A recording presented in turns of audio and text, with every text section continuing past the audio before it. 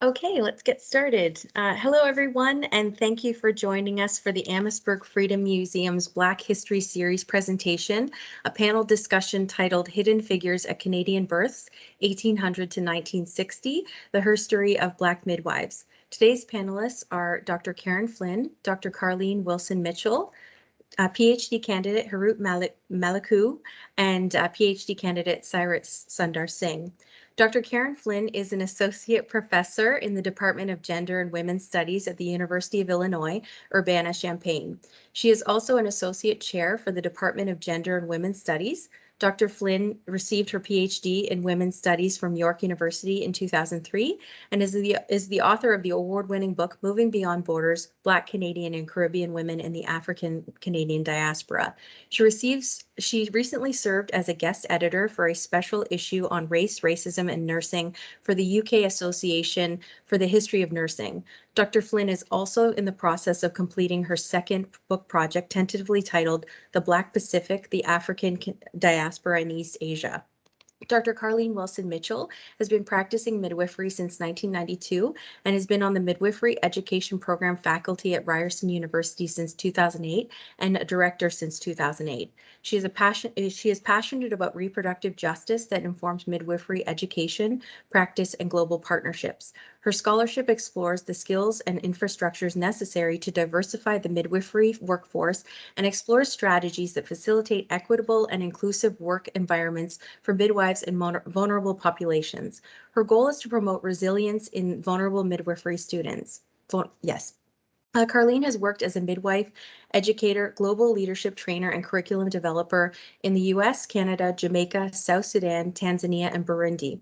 Her research partners include the University of West Indies, Jamaica, and Ryerson Center for Immigration and Settlement. She's a prolific author, writing articles and chapters including Black Motherhood and Racism and Health Disparities in Women's Gynecologic Health. Hirut Melaku is a PhD candidate in critical disability studies at York University and a consultant in pregnancy and infant feeding with a focus on racial equality, sexual violence, and LGBTQ2S+ issues. She contributes to repairing the world as a healer, nurturer, and as a speaker of truth. Hirut credits her ancestors' distinctive background and identities, Beta Israel, queer, mother of a gifted child who is differently abled, for keeping her grounded and connected. She is a co-founder of the Third Eye Collective, a survivor-led organization for Black women who have experienced violence. She currently sits on the board of the Okama Collective, a community-directed group of racialized birth workers living and working in Toronto who are dedicated to the reclamation of traditional and holistic childbearing and birthing practices among queer, trans, Indigenous, Black, and racialized people. The final outcome of Hirut's master's environmental studies is the documentary film Birthing While Black During COVID-19. Cyrus Sundar Singh is a PhD candidate as well, and he's a Gemini Award-winning filmmaker, scholar, songwriter, composer, and poet who continues to expand and find cracks in conventional boundaries through his research, films, and music. His recent publications include Floating to the Lure of the Promised Land in Refuge in Canada, Narratives of Dislocation in 2001, and How We See the Colorization of Race in 2020. Cyrus's research examines two distinct communities, the refugees, Tamil Sri Lankans who fled a brutal civil war and found refuge in Canada, and former residents of Africville who were forcefully evicted and became refugees in their own country of citizenship. Most recently, Cyrus successfully produced and mentored the I Am Storytelling Project, which includes 28 short films by 28 graduate students from across Canada exploring identity and belonging. All very impressive. During today's discussion, I just ask that everyone please mute themselves while the panelists are speaking. Following the presentation, there will be a Q&A where you can either write comments in the comment section or you can raise your hand and I'll call on you. So let's get started. I again wanted to thank all of you for being here today to share your very significant work. And you're all part of the Color of Birth project. And I was wondering if you could just share some details and information about that project so that our audience can become more familiar with it. Do you want to jump on that one, Karen, or shall I? I'll start. First, as Karline repeatedly mentioned, we are so grateful and thankful that you invited us to present our work. Just want to reiterate that again. And also I want to thank the participants who have joined us. I know that there's other places that you could be. And so we're also thankful for your presence here. So I was fortunate enough to be invited on this project by my colleague, Karline, and because we have, well, I guess we all of us together have similar interests around really uncovering the history of midwives who would otherwise be lost to historical obscurity. So we want to look at, just look at those midwives who came to Canada from what is the United States, African Americans who came to Canada as not just enslaved people, but those who fought on the side of the British, the Loyalists, but also free people who came to get to Canada as well. But also we wanted to also include recent migrants as well. So right now, we're focusing on African Canadians or Black Canadians, and we begin with the 19th century right up until the 1960s. We'll talk about that in a bit as to why that is. But there's a bunch of reasons why we're doing this. In addition to recovering the stories of Black midwives broadly conceived, we want to also look at some of the ways in which systemic and institutionalized racism impacted those midwives. Midwifery from a Black perspective, from a Black Canadian perspective, also allows us to look at the medicalization of childbirth as well, right? We also want to focus on the alternative healing practices, for example, that midwives brought with them to Canada, what they used, but also what was lost. And Karline, you may want to jump on if did I miss anything? Yeah, I think you covered it very well, some of the rationale of why. And these folks are some of Canada's very first refugees coming as fleeing slaves, also Black pioneers or settlers who were invited to come and came because they were looking for a better life, just as immigrants today come. And they came not only from the United States, but they also came from the Caribbean. And so it's interesting that we're uncovering so many different parts of the world that they came from, but they came for freedom, for the hope of or promise of a better life. So it's amazing stories, and a lot of the stories were hidden. We had to dig. We're almost like sleuths, or like Sherlock Holmes, digging deep, reading between the lines to find out where these stories are hidden. And I will also add too, Lorene, that one of the beauty of this project, and I find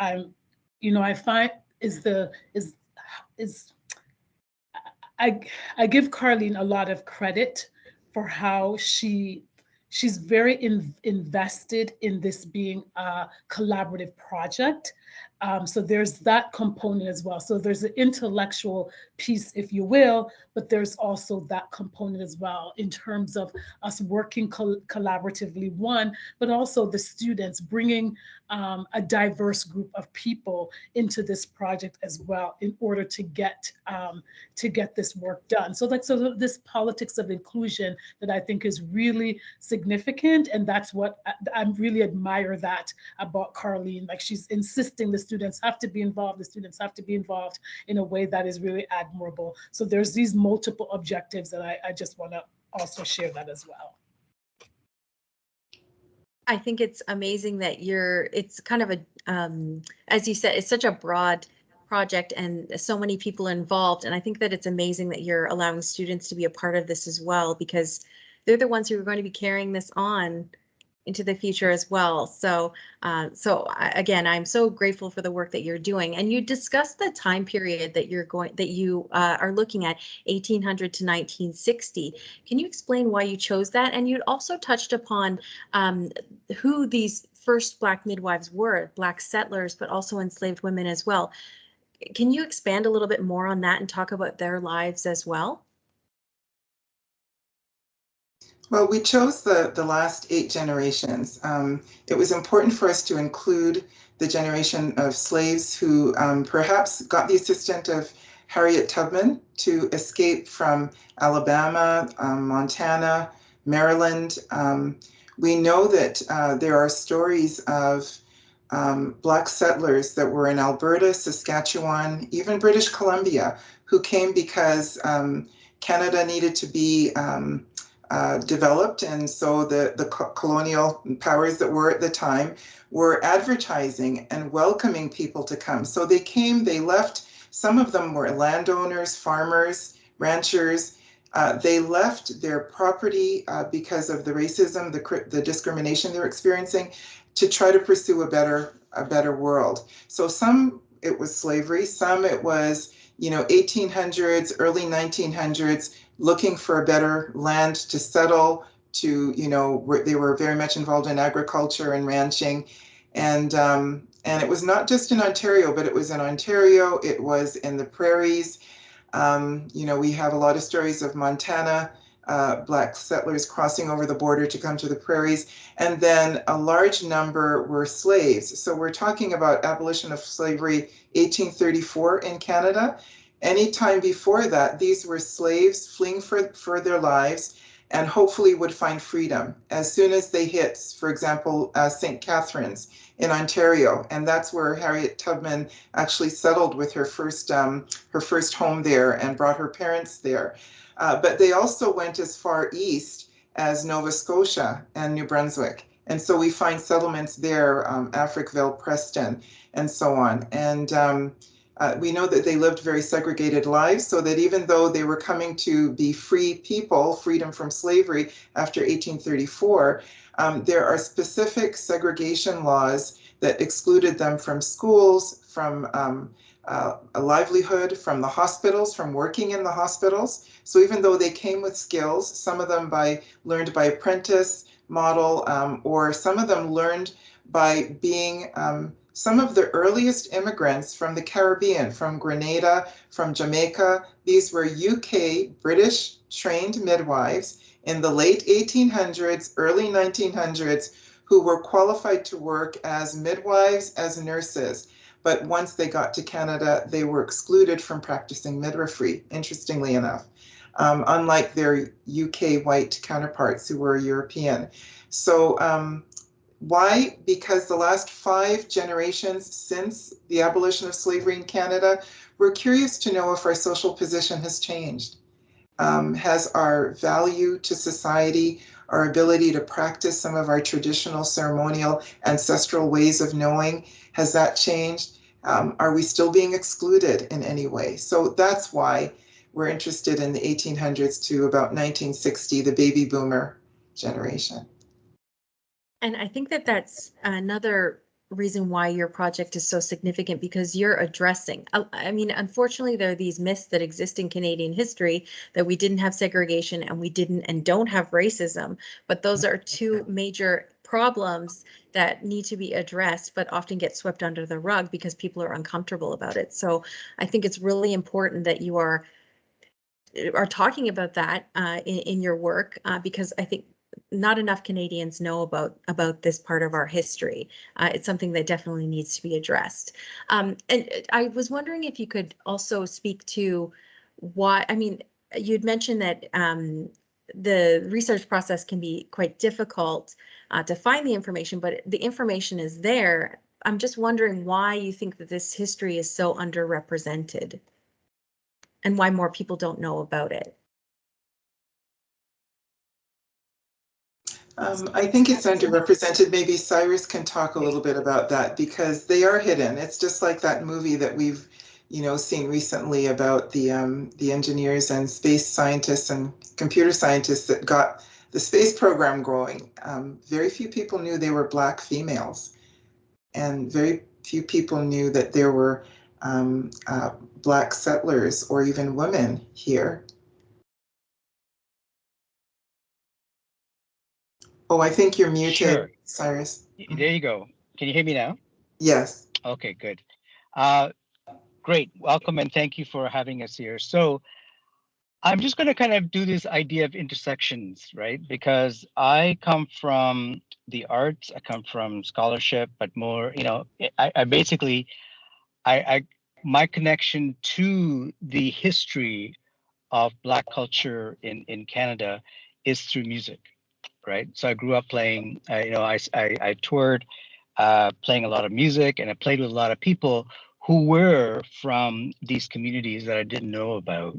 And for years, and I just want to give you a little example, for years, so I live in Toronto, and for years I played Carabana in Toronto, never knowing what Carabana was really about until about 7 years ago, when on a family trip to the East Coast, I was directed to a quote unquote great restaurant in Shelburne, Nova Scotia, where I went. And on my approach to Shelburne, Nova Scotia, I dropped off my family and I went to park down by the water. And these two, who turned out to be American people who were coming up in their sailboats, tourists, they were all dressed in white folk, came up to me without hesitation and asked me without dropping a beat, "Excuse us, can you tell us where the Black Museum is?" And I thought, Black Museum? What Black Museum? And why are you not, you know, skipping a beat? Why are you asking me this? Do you think I'm local? So those two things kind of, I don't know, the penny dropped. And I realized that I was actually standing on the ground zero of Book of Negroes without even having realized it, right? We went to Shelburne because we were staying with some cousins about an hour away who said there's a great restaurant in Shelburne. So this is how my journey began, because in the next hour, we were asking a whole bunch of questions to local people about where the Black Museum is. And everybody knew there was a Black Museum, but nobody could direct us as to how, where, and what direction. So we found it. It turned out to be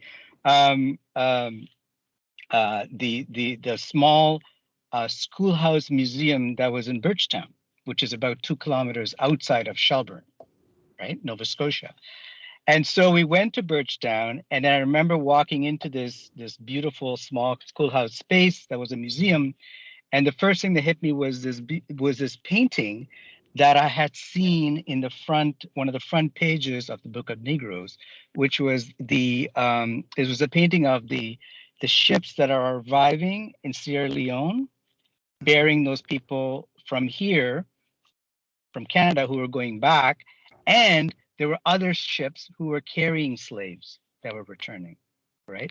So that was kind of at the moment. So anyway, and this will all connect back to why it's hidden. So back to there. So on my trip back to Halifax, I realized there. I also remember seeing this church that was in Africville that was rebuilt. And again, once again, we were asking the locals, and everybody knew Africville was there, but nobody could point us to the direction of how to get there.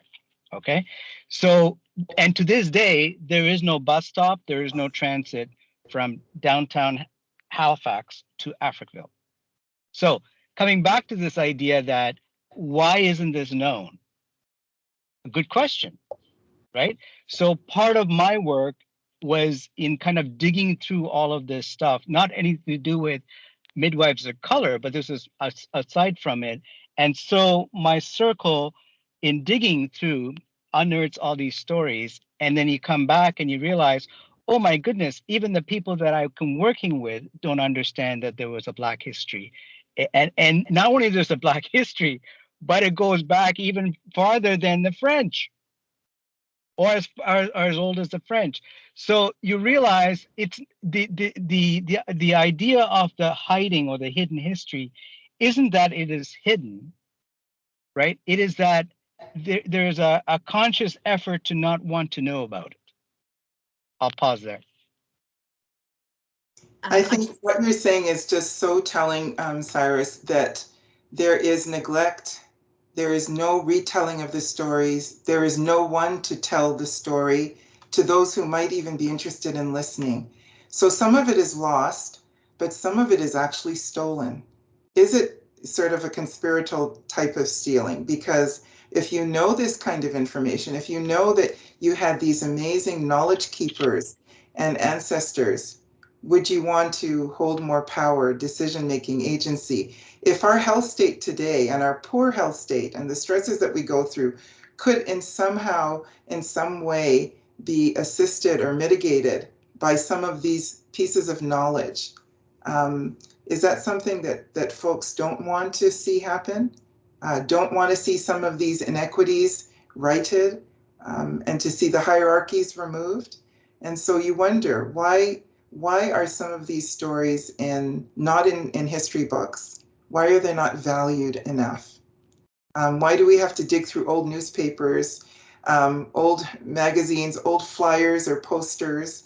Why do we have to dig through birth certificates and old registrars' records, or old journal notations from obstetricians who worked with the Black midwives in Africville? Why do we have to dig so hard to find it? Why do we have to search through the archives of health policies that restricted who practiced midwifery, and read between the lines? So yeah, maybe it's neglect, or maybe it's actually purposefully hidden.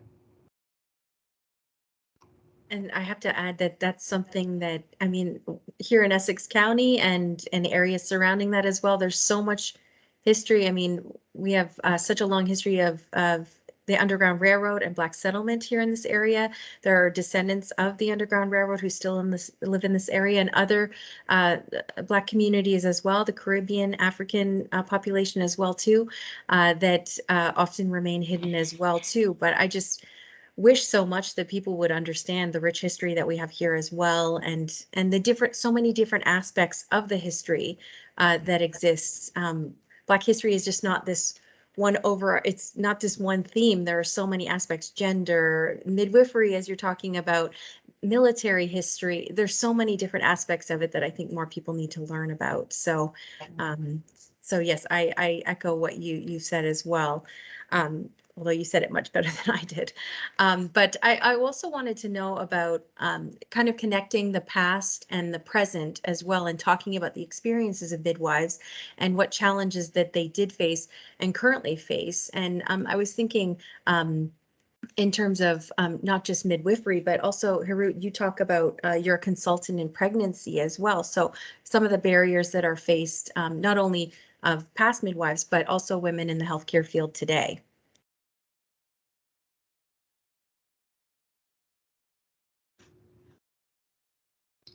I guess you just want to put your microphone on, is that it? Yeah. Yeah, we hear you. Okay, good. Sorry, unmuted. Yeah, again, like everyone said, this is very exciting to be here, and a reflection of what we're trying to do. So I came into this project as in its second year, and I started. Part of my job as a research assistant was to listen to the transcripts. And so I had this intimate experience with these people I haven't spoken to. And these are like descendants of midwives. And that was kind of like my entryway into this rich history of the Black midwives in Nova Scotia, or at least their descendants, talking about the stories that they've heard. And in listening to them, it's just I guess like there are more questions that come up, and I'm sorry, I'm not sure I'm responding to your question, but as a birth worker, what really connected me was just like, well, how did our midwives practice here in Canada? You know, that's where, as you know, as a doula, we often try to connect the needs of our clients who are trying to do more ancestral ways of birthing, of connecting to their experience in Canada that is different than the medical experience that they're having, or even the midwifery straight students who are trained in this very Western way of practicing midwifery. And so my entryway into this conversation was in part like, well, how can I support my clients?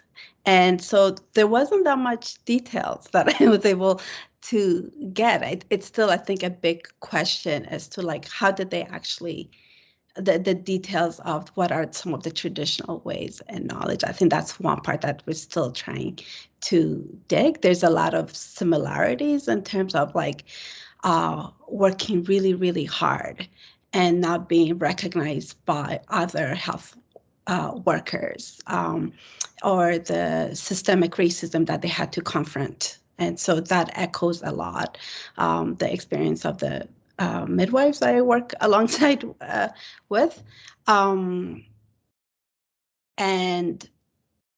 that, I think, what connects it all for me anyways is the sense of community, that their work is greater than who they are as individuals, and that they're there to better their communities. You know, it's in some ways become quote unquote political because they have no choice. If you're dealing with segregation, for instance, you're confronted with it and you have to find different ways of birthing, and then there's just like so much giving and of themselves, working many days in a row and really difficult conditions. So that speaks to me again to some of the conditions that I hear midwifery students or midwives here speaking. It's just like there's just so much that is asked of them beyond just going in and, you know, doing the work and leaving. It's just there is a lot of like physical aspect of being on, but there's also the emotion aspect of just like, you know, they're serving and they're not going to disengage just because their time is out. And so I see some of that, and then it brings a question, you know, like how are they, who's taking care of them? You know, who was taking care of the midwives back then? They're so busy taking care of the community. And that's the same question I ask today. It's just like, who's taking care of you? How are these institutions taking care of you? How are these, you know, schools and medical establishments that ask so much of midwives? How are they taking care of them so that they're not being burnt out? You know, that they're able to have their families, their children. So, sorry, I went on. No, that was I really great. appreciated what you said here, because what Hirut is speaking to is the structural racism, the systems that are in place that continue these hierarchies, continue the power differential, and take choice and agency away from Black workers, from female Black workers. And, you know, one of the challenges too was restrictions because of you didn't have the certification or the credentialing. Up until very recently, that was the same kind of thing that happened. We had midwives coming from various countries, from Africa, the continent, from the Caribbean, from South America, who were credentialed elsewhere. But there are not a lot of doorways for them to use that credential. There are very few bridging programs. Canada is fortunate. We're one of the few in the world that now has 2 bridging programs across the country, one Anglophone, one Francophone. But you have to really work hard to credential and get that piece of paper to get in. And then once you're here, there are times when you want to advocate for your client, and either the interpersonal conflict with other midwives who don't understand the needs of your Black client interfere with you trying to assist them. So yes, it is political. Everything you do and say is political. You come out of your doorway and you step over the threshold and the fight starts. From the moment you try to, you know, have a prescription filled at the drugstore, to the moment you try to work in the hospital with a group, healthcare team that maybe doesn't understand the needs of your client, and you're trying to advocate for them. So you take the bullet sometimes. Yeah, thank you for And then, sharing and that. another thing I want to, sorry, Karline, were you finished? Yeah. And another thing that I want to also add around this idea of credentials is that we take credentialism, this notion of credentials, for granted. Um, Actually, maybe not so much for granted, but that it's normalized. So we often use this language to say, well, this is just a policy, this is just a procedure. We're here to ensure that, you know, the moms and patients have really great care. And so we use the language without really unpacking that someone actually created, right? This idea of credential is really a social construct, if you will. Someone created this notion of what constitutes professionalism, what constitutes credentialism, right? And they put that in place as a way to disempower other, particularly racialized midwives who migrated to Canada, who actually in a lot of instances had way more training than Canadian, you know, white Canadian midwives and nurse midwives as well. And I think part of what we want to also do is to really unpack those ideas, those kinds of common sense or taken for granted assumptions about medicine, you know, about midwifery, that is really that is exclusionary and hierarchical. Yes, I mean, previously, Karline, you had mentioned the medicalization of birthing and this hierarchy that exists, and I was just wondering if it's not just within Canada. I mean, is there this pushback in other locations as well? Is midwifery among Black women in Canada different from in other countries as well? I'm not sure if your project is expanded that, but. Well, we're focusing mostly on immigrants and refugees to Canada who are racialized, but yes, midwifery in the rest of the world. And by the way, just to say as an aside, Canada is the last industrialized country in the world to integrate, regulate, and be able to provide a way for midwives to be paid through either the health insurance system or the government. So we were late on the game. We were starting to credential in 1993 through an official university program and so on, whereas in Chile or in Europe, it's been going on since the 1800s, where these were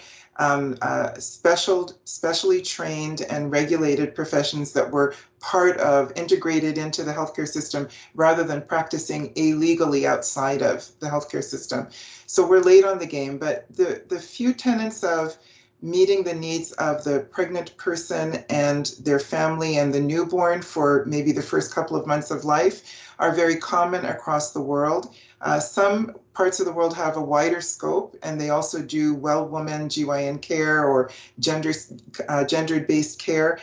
In others, it's more restricted, as in Canada, where it's usually the more often the pregnant year. The other thing that is common about us is that wherever you've gone, this is historically, and it continues to this day, midwives have been political. They have been concerned about the rights of the family and social justice. And it may very well be why someplace like in Afghanistan, a small school of primarily very young men and women being taught to first read and write is bombed. What's so dangerous about a small, insignificant Afghani school? Why did they bomb that school during the war? Interesting, of all the places they bombed. So is it that midwives are seen as we are activists, we help to wake up, agitate, we're change agents? This has historically been the case, and it continues to be that way in every country. As you look through the International Congress of Midwives, that continues to be our mandate.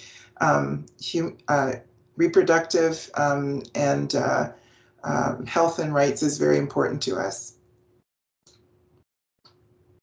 Now, I wanted to kind of narrow the focus in a little bit on the individual women that you're studying. Where are you finding this information? Is it interviews mainly? You'd mentioned archival research as well, birth records. Could you speak to the collection of the research and where you're finding it, what you're finding? And then also, I'd love to hear about some examples of women that you're highlighting in your project and their impact as well. Yeah, I could speak a little bit. Yeah, maybe number 8. Yeah. So, like Karline mentioned, there's a lot of archival digging and newspapers. So trying to just really connect the dots. So I don't think we've come across where we just go one place and it's like that first hit, first solution. I think a lot of historical research does not work that way. And so we rely on our sources who lead us to the next source. Look at health policies and laws as well, and some of the medical records, and then there might be like on the side mention of a midwife, for example. A doctor might say like they worked with this midwife.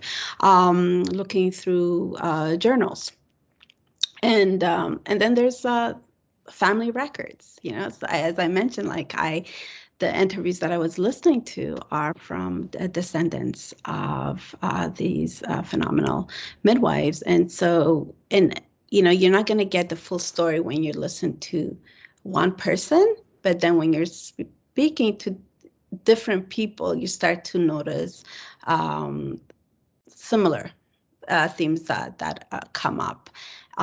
So yeah, so it's actually quite a pleasure. Like for those who like investigative work, I would highlight going and digging for this information.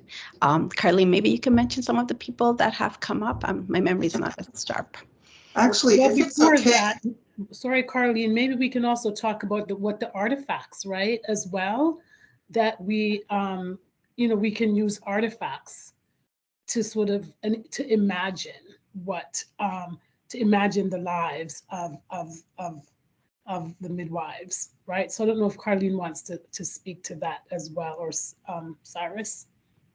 Yeah, I just wanted to show you a little bit of some of the slides that helped us to do the digging. So these are some of the examples of some of the records we actually had to look at. We looked at newspaper articles. So, you know, the first batch of nurse midwives who came to the prairies, to Saskatchewan, who newspaper articles said, you know, there's hordes of them coming. There, you know, too many coming. Old photographs of the family members, such as Maddie Mays in Saskatchewan. You know, photos of their houses and how they looked. These are some of the houses in the, you know, prairies. And you realize that they were in segregated communities. There was usually 1 or 2 midwives in each community. And certainly that was the case in Africville. So we have a lot of photos for folks that are in other parts of North America. We don't seem to have as many photographs of folks that are in Canada. So I have tons of photographs of folks that are in the United States, such as Ani Lee Logan and, you know, many of the midwives there. But unfortunately, we have very few artifacts to look at. One of them actually is from the Amherst Freedom Museum that we thank so much for being able to use this visual. So old photographs, and this is a birth stool. We have occasionally run across photos that make us just think about, and I'm realizing I don't know how to stop sharing now. Okay, hopefully I stopped sharing. Did I stop sharing? No, okay. Oh dear. I can still see all of you, so it's okay if it stays on the screen. Okay. So just piecing things together as you were saying, Karen, just looking between the lines, looking at, you know, an old wood burning stove that they would have used in that time. I would love to find some of their notes, their journals. I found journals of obstetricians that they worked with, and the obstetricians thought so highly of them, you know, actually, you know, wrote about how they would have saved somebody's life by bringing them to the back stoop of the hospital of the day. This is the 1800s, early 1900s. And then they would sit on the back stoop because they weren't allowed to go inside the hospital. They sat on the back stoop. Someone would give them a cup of tea or a sandwich and say, thank you so much, you know, for braving the snow and the elements and bringing this person who had this terrible postpartum hemorrhage, and, you know, thanks for saving their life. So yeah, we read between the lines a lot. Hein Online is an online database that we have access to in our universities that allows us to look back historically at laws, policies, regulations. So we've been doing deep dives in that as well. That's where we're finding our information. If you go to our website, you can see some of our old photos, family photos. There was one family in particular that actually, I'd love to share this photo with you again because it is so telling. This is a photograph of John Morgan, and John Morgan was amongst all of these ranchers in Alberta. John Ware was very well respected and considered beautiful for someone who had his skin color. Here's a photo of his wife who delivered twin boys. Where's the second boy? Why did she die? Why did that child die? Was it because they didn't have access to health care? This was a well-respected, valued rancher in that neighborhood. And if you read between the lines and you look at this family photo, you realize that twin boy was missing because they were in the middle of nowhere without any access to health care. You know, was that because they were Black? Was that part of the exclusion? So when I look at the stories and read between the lines, I'm looking for those kinds of hints and clues. You're really like a sleuth, really. Well, Well, it's because of the sleuthing that I'm going to jump in here, that I come in. So how do I connect my background as you know, as an immigrant in Toronto, playing music, making films, to the Color of Birth project, is that everything is connected, right? And so history, like language, isn't stagnant, it is dynamic, and it keeps moving through stories, right? It's not that we all are not telling stories. So it's not that the story of, you know, the Black folk in Canada is not being told. It's that the other stories are being told louder, right? Or there's not enough people telling certain stories. So my intersection comes through this idea of stories, and we all carry stories. So when I started working, as my work started into Africville, and because of Africville to Emancipation in Owen Sound, which was the last stop on the Underground Railroad, northern terminus of the Underground Railroad, it started to kind of dig deeper and deeper and deeper. And I started collecting stories. And that is why somewhere along the line, the Color of Birth project crossed my path. And we were able to kind of use the digging that was going on and the unearthing within the Midwives of Color, and to kind of put some kind of a frame around it. And so I was able to kind of come in and say, okay, how can we take these stories, and now how can we now communicate these stories? It's all about communication, and it's about furthering and telling these stories in different ways and forms. And therefore, that's how this whole idea of the Color of Birth website came about. Right?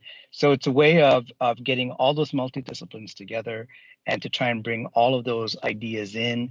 And because we don't want to just preach to the choir in one voice, we want to kind of tell the story to the multitudes in as many different voices as possible. And that's kind of where I think my work intersected with this. And because of that, we were able to kind of even, you know, start to unearth other stories. One particular example I wanted to just relate here is the community of Africville. So, for instance, you know, for those who know the history, you know, the Africville was, you know, it was, you know, because of systemic racism, it was always separated, right, and kept separate. And in fact, when the city of Halifax put the railroad right through the community, it actually separated the community. And because of the railroad also became a marker of inside and outside. So The ambulances would not cross the tracks. The police cars will not cross the tracks. The hearses will not cross the tracks. And any kind of assistance in birthing will not cross the tracks. So you either had to meet them at the tracks or you didn't get anything, right? So as villages often do, we look within ourselves and we resource, right?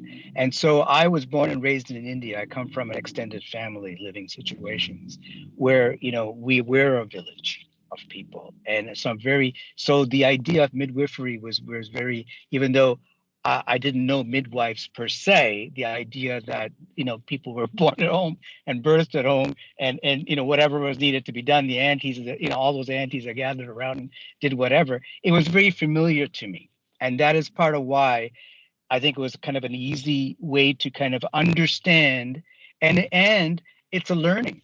So for me, it's been a really amazing learning conceptual learning, but actually more hands-on learning because we're actually getting to speak to people. So one of those people that we spoke to was on our website. Her name is Beatrice Wilkinson, and she's from Africville. And she actually talks about how her grandmother used to, you know, do the birthing and how they, you know, how the women used to come home and, you know, they used to actually stay with them for days, right? Just to make sure that everything was okay before they would go on to their next their next visit. And a lot of times all of these services as midwives were done for either just food, a handshake, or a promise of something else, right? So this was not something where they made money. It was their calling, but not necessarily their occupation. I'll pause there. You'd mentioned about communicating these stories, and history keeps moving, as does your project. I'm going to open the questions up to our audience in just a moment, but I wanted to just end my questions kind of a two-parter with what are the next steps with your project? Are you going to expand beyond Canada? And also, what can our audience do to help contribute to this project? I will be sharing, I mean, Karline, you had already shared a link in the chat if anyone's interested in contacting them. There is a link to contact the group. But are there other things that our audience can do as well?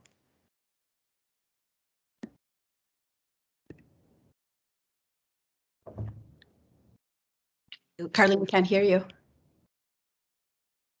Oh, sorry.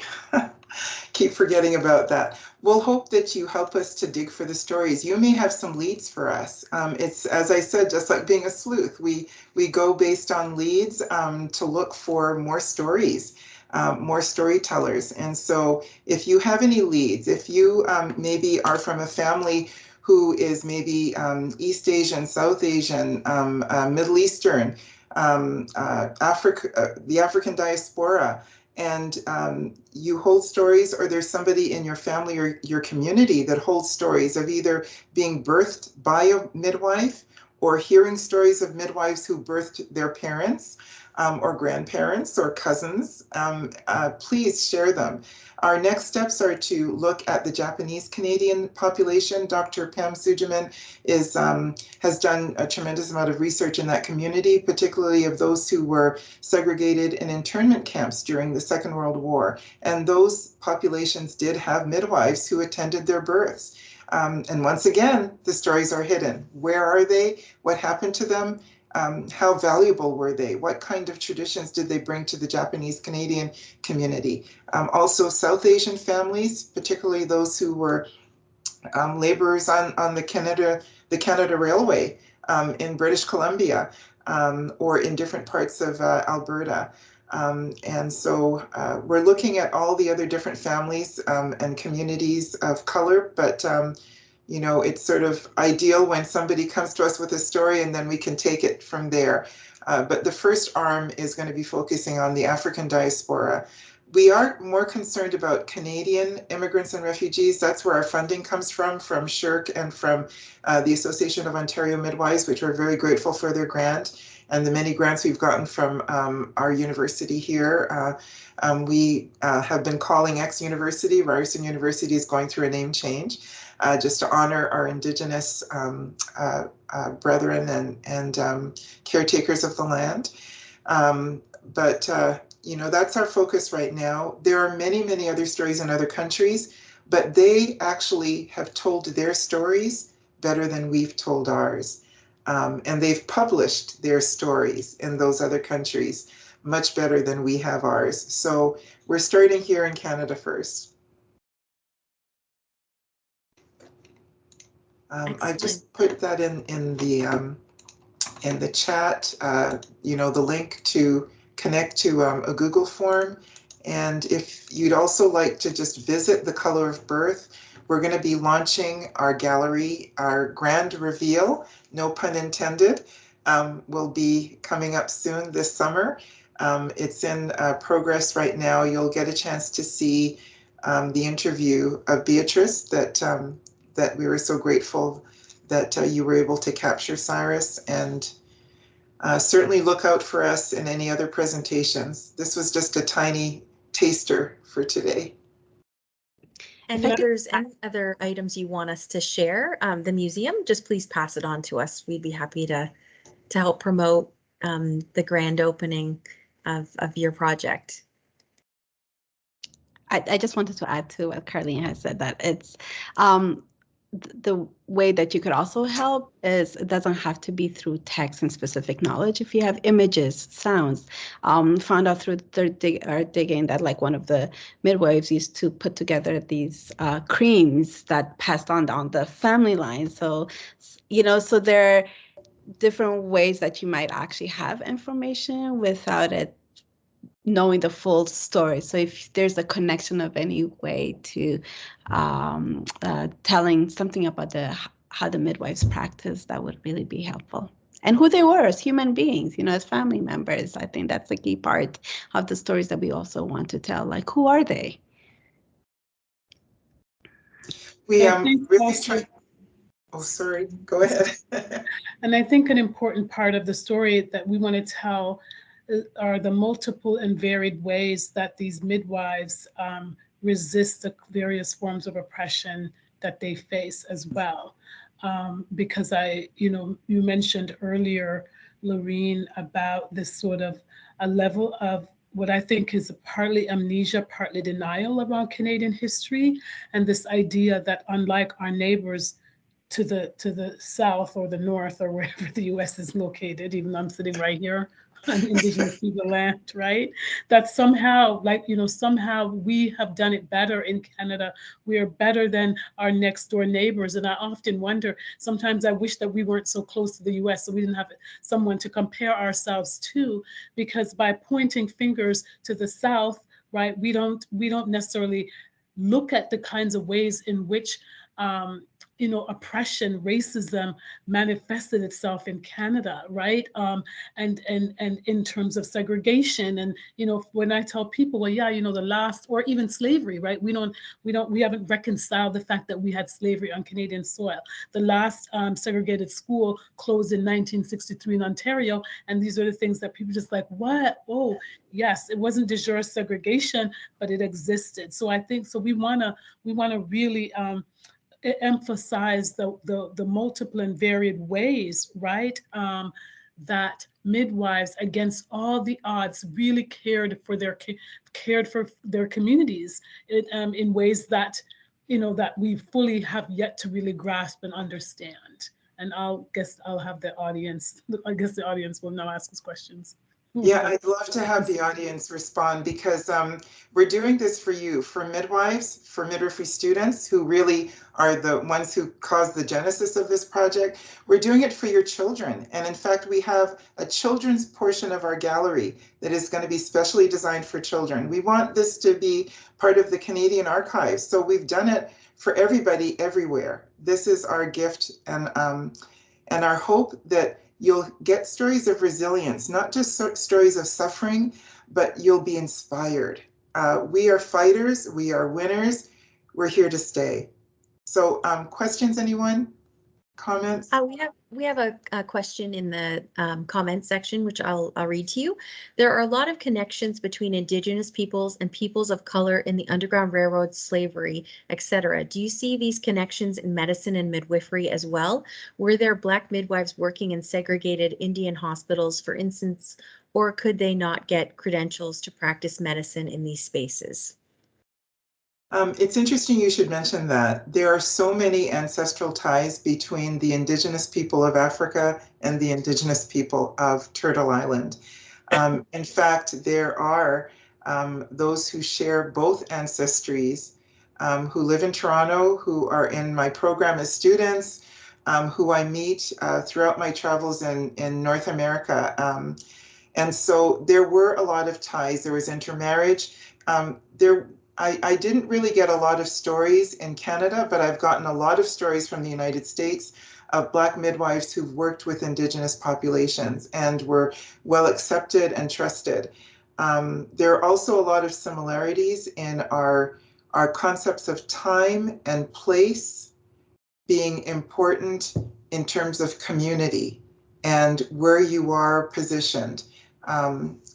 There are a lot of similar Indigenous ways of knowing and understanding that are there. So it would make sense that even though we haven't dug up those stories yet in Canada, it's not the focus to really focus on Indigenous stories in this particular research, because none of us self-identifies as a First Nation member, although many of us do have Indigenous roots. I've just gotten to learn more about mine. From the Taino people in Jamaica and in the Caribbean. But, you know, it makes sense that if there are shared areas of suffering, that there might be shared areas where we've helped each other as healthcare providers that were credentialed, or those who just helped somebody because you were in the same community. Because in many ways, we were in communities side by side. We lived with each other.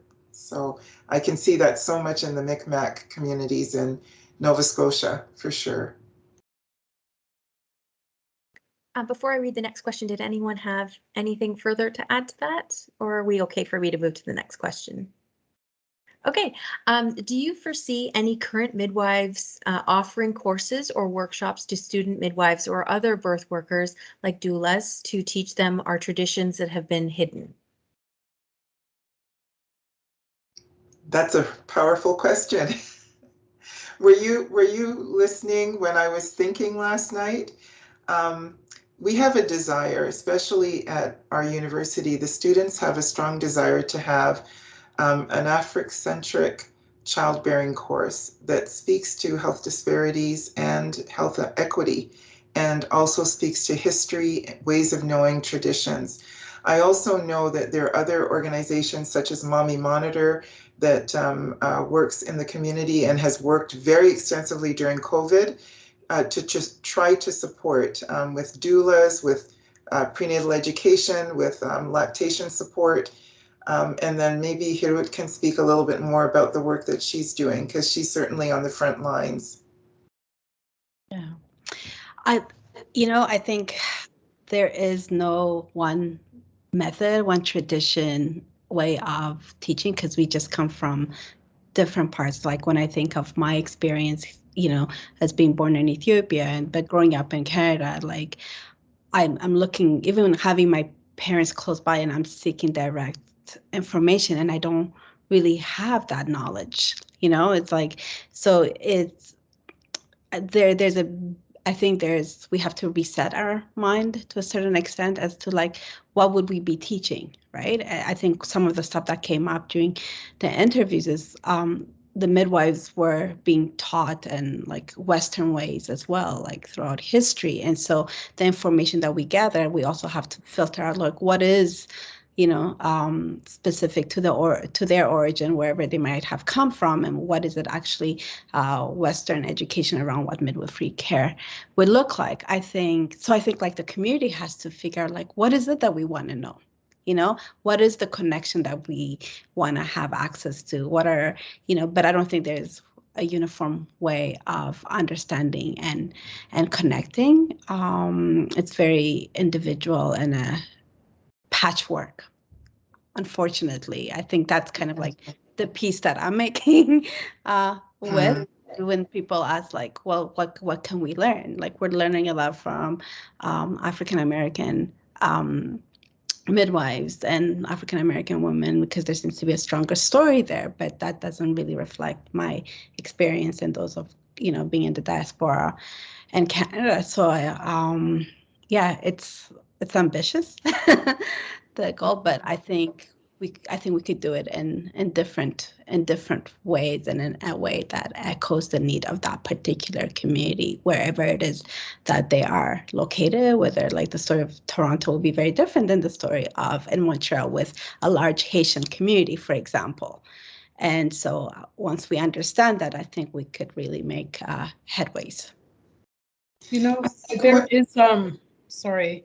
So there's, yeah, so I think that there's ways. I mean, I love the idea of a course, right? Like, I love the idea, and it may not be institutionalized at Ryerson, but I think about women's health in women's hands, for example, in Toronto. And I remember I have there's a book that was edited by Sophie G. Harding. And there's an article in that book about this rooftop garden that they had, that some of these elderly Caribbean women had at Women's Health and Women's Hands. And they had all of this discussion about remedies, right? Like these remedies. And I often think about, well, you know, we could continue to gather those kinds of stories, right? About what kind of natural remedies. I mean, I often, you know, I laugh with my students and say how, you know, everybody's into herbal tea, you know, like, oh, it's a big thing. But, you know, herbal tea was what we, as a child growing up in Jamaica, right? You take you peel the orange, and you keep the orange peeled, you dry it, and there is your orange pico, or whatever it is that folks are drinking. You know what I'm saying? But we have all of these, right? Like, we have all of these that people just like, oh, let's have some peppermint, let's have some ginger tea. And now it's all like cool to be drinking tea, right? But this is, I think that's also part of the colonial robbery as well, right? So, you know, but folks have been doing all of these things from hundreds and hundreds of years ago. So I just like sort of, you know, I guess part of it is using our imagination to think about how we can actually bring some of this into fruition, right? Yes, and of course, you know, that deals with the specificity of which the individual communities. But I love that. I love the idea. I would be so excited to have students, you know, join me, or I join them in doing some research that looks at some of the power behind some of these traditional remedies, and why we drink these teas and these herbs, and why we rub our tummies and massage our tummies, and why we rub our backs a certain way, and why we drink hot fluids after the birth, not cold fluids. So there are a lot of similarities in other cultures as well. But I think the thing that ties it all together, and as we create new traditions and new patterns to meet the needs of our local community and what we have, what kind of resources are in that community, the one thing that strikes through is that it is always holistic. It's always physical, spiritual, mental, emotional. You don't leave anything out. And I think our desire to become this sort of Descartesian, you know, Western European society, that you're a thinking person, and sometimes you emote, but what happened to the spiritual side of things? And our ancestral ways of knowing and understanding the world must involve the spirit, the thing that is, you know, taken out of every classroom, taken out of every scholarly work. We have to find or rediscover those ancient ways of knowing how to care for ourselves, knowing how to care for our bodies, our families, demystifying that. And so, you know, if we do some research to describe what it is, we may not be able to describe it fully, to the liking of all of the academia and scholars, but we can describe it to each other and begin the journey back home. And I also think too, right? I'm more, for me anyway, a lot of what I do is really about community. It's not necessarily about, which is one of the things that I appreciate about this project, is the fact that we have so many different people involved in the project. I mean, I mentioned students, we also have community partners as well, because the academy is a very tiny, a very small space.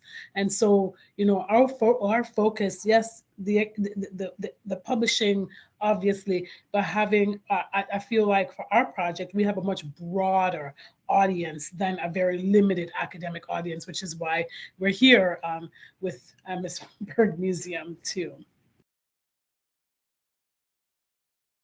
Well said. And I'm not seeing any more questions in the comments section, but I just wanted to end things with if there's anything you wanted to mention that we haven't brought up today, or if there's anything you wanted to further that you wanted to share before we end things, I open the floor to you again.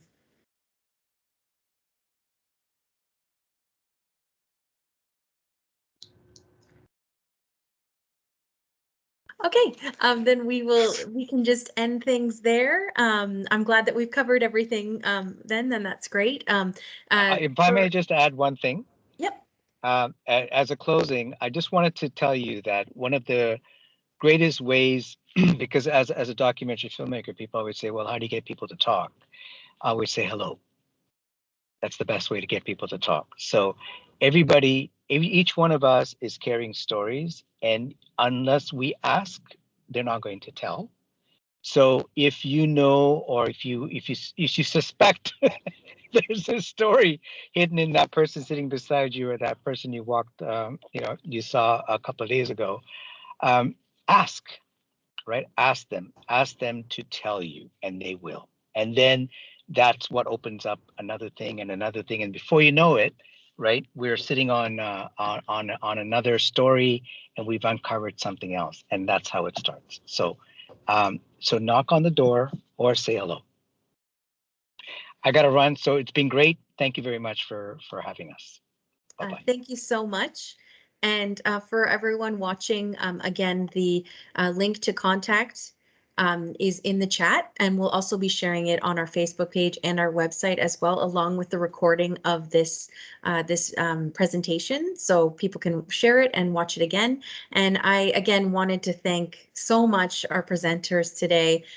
You're doing such important work, and I'm so glad that you were able to speak to our audience today. And again, if there's any materials you want us to share to help promote your grand opening of your project or any other works you're involved with, please let us know, and I'd be happy to share it. So thank you again so much. Thank you so much, Lorraine. It's been such a pleasure. Yes. It's my pleasure. I'm so grateful to you. Thank you so much. And thank you all for watching. Yes. Thanks.